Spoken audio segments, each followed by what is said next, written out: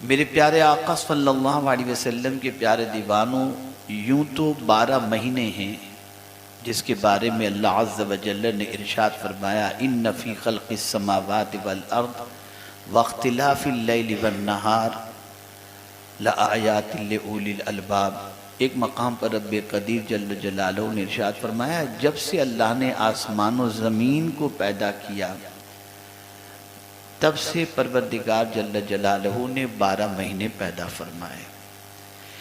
لیکن ہم جانتے ہیں کہ 12 مہینے ہیں۔ ایک بہت چبھتی ہوئی بات آپ کے سامنے عرض کروں گا کہ ہماری قوم کے بچوں کو جنوری سے دسمبر تک کے 12 مہینوں کے نام تو یاد ہیں، لیکن محرم سے لے کر ذی الحجہ تک کے 12 مہینوں کے نام ہمارے بچوں کو یاد نہیں۔ ہم اسلامی مہینوں کے نام بھی نہیں جانتے،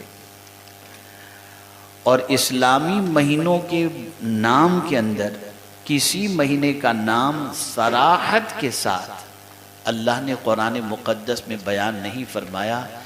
واحد رمضان المبارک ایسا نام ہے، ایسا مہینہ ہے جس کا نام اللہ نے قرآن مقدس میں بیان فرمایا۔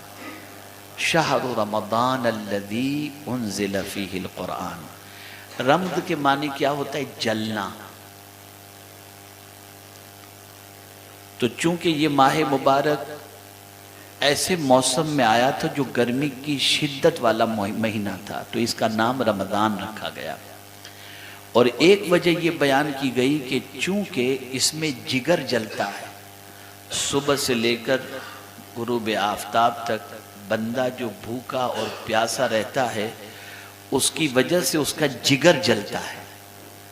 اسی لیے آپ دیکھیں گے نا، آپ کو شاید اس کا احساس اس اینگل سے نہ ہوتا ہو کہ افطار کا وقت ہوتا ہے تو آدمی جلدی جلدی جتنا پینا ہوتا ہے پانی پینے کی کوشش کرتا ہے، اس لیے کہ وہ اندر جو جلتا ہے جگر، اس جگر کو ٹھنڈک۔ اور آپ جانتے ہیں اس جگر کے جلنے سے کیا ہوتا ہے؟ فرمایا گیا اللہ اس سے گناہوں کو جلا دیتا ہے، معاف فرما دیتا ہے۔ تو اس مہینے کو اللہ عز و جل نے رمضان فرمایا، ماہ رمضان۔ اللہ کے ناموں میں سے بھی ایک نام رمضان ہے۔ اب یہ مہینے کی خصوصیت اللہ بیان فرماتا ہے۔ اب میں آپ کے سامنے اس مہینے کے انعام کا تذکرہ شروع کرتا ہوں تاکہ آپ محسوس کر سکیں کہ کتنا عظیم مہینہ آ رہا ہے، اور اس ماہ مبارک میں اللہ نے ہم کو کیا کیا عطا فرمایا ہے۔ پہلی چیز، شہر رمضان الذی انزل فیہ القرآن، رمضان کا مہینہ جس میں قرآن اترا۔ تو پہلی نعمت ہمیں اللہ عز و جل نے جو ماہ رمضان المبارک میں عطا فرمائی وہ قرآن کی شکل میں عطا فرمائی۔ اب آپ سوچیں، قرآن معمولی کتاب ہے؟ قرآن اتنی عظمت والی کتاب ہے کہ آقا کریم صلی اللہ علیہ وسلم ارشاد فرماتے ہیں کہ جب کوئی بندہ قرآن کی تلاوت کرتا ہے تو ایک رسی ہے جس کا ایک سرا اللہ کے دست قدرت میں ہے، اور جب کوئی قرآن پڑھتا ہے تو اس کا دوسرا سرا اس کے ہاتھ میں ہوتا ہے۔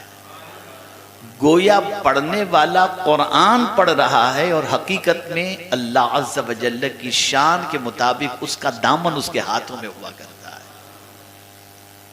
اتنی عظمت والی کتاب کہ اس کا فائدہ ہم اس اینگل سے بھی محسوس کرتے ہیں کہ ہمارے یہاں اگر کسی کا انتقال ہو جائے تو ہم اس کے فائدے کو جانتے ہوئے فوراً قرآن خوانی کرتے ہیں۔ ہم جانتے ہیں کہ یہ کتاب بخشوا دے گی، اس کا ثواب مرنے والے کو پہنچے گا تو اس کی نجات ہو جائے گی۔ تو اب آپ سوچئے، جس کتاب کے حوالے سے ہمارا یہ یقین ہے کہ یہ کتاب مرنے والے کو پڑھ کر ایصال ثواب کی جائے، اس کی تلاوت ایصال ثواب کی جائے تو مرنے والے کو اس سے فائدہ پہنچتا ہے۔ یہ عظمت والی کتاب کو اللہ نے جب نازل کرنا چاہا تو کسی اور منتھ میں نہیں، ماہ رمضان میں نازل فرمایا۔ تو یہ ماہ مبارک اتنی عظمت والا ہے کہ اس میں یہ عظیم کتاب ہمیں اللہ نے عطا فرمائی۔ پوری کتاب کی فضیلت اپنی جگہ پر ہے، لیکن آپ چھوٹی چھوٹی آیتوں اور سورتوں کو بھی دیکھ لیں. میں صرف آپ کے سامنے ایک آیت کریمہ کی بات کرتا ہوں، اور وہ آیت کریمہ ہے جس کو آیت کریمہ ہی کہتے ہیں. آیت کریمہ ہی کہتے ہیں، ٹھیک ہے نا؟ ایک آیت. اس ایک آیت کی فضیلت میں آقا کریم صلی اللہ علیہ وسلم نے ارشاد فرمایا، جب کسی پر کوئی مصیبت آ جائے اور کوئی شخص اس آیت کریمہ کی تلاوت کر لے تو اللہ تعالیٰ اس کی مصیبت کو دور فرما دیتا ہے. وہ آیت کریمہ ہے لا الہ الا انت سبحانک انی کنت من الظالمین. آقا کریم صلی اللہ علیہ وسلم کی بارگاہ کے اندر بچوں کے نظر لگنے کی شکایت کی گئی تو سرکار صلی اللہ علیہ وسلم نے فرمایا اپنے بچوں کو رات کو سوتے وقت آیت الکرسی پڑھ کر کے دم کر دو، بچوں کو نظر نہیں لگے گی. آپ دیکھیں کاروبار میں تنگی ہے، دھندہ نہیں چلتا، کاروبار نہیں چلتا، فرمایا گیا دکان کھولنے سے پہلے سورہ علم نشرہ کی تلاوت کر لو، اللہ تمہارے رزق کے اندر برکتیں عطا فرمائے گا. یہ تو میں آپ کو صرف ایک چھوٹی چھوٹی چیزیں بتا رہا ہوں، ایک آیت، ایک سورت، ایک آیت، اس طریقے سے بتا رہا ہوں. لیکن یہ پورا قرآن اللہ نے جو نازل فرمایا اس کے لیے کسی اور منتھ کا اللہ نے سلیکشن نہیں، ماہ رمضان کا سلیکشن فرمایا. یہاں سے یہ بات سمجھ میں آئی کہ یہ کتاب جس کے نزول کے لیے اللہ نے ماہ رمضان کا انتخاب کیا، یہ مہینہ کتنی عظمت والا مہینہ ہے کہ اس مہینے نے ہمیں قرآن جیسی عظیم دولت عطا فرمائی.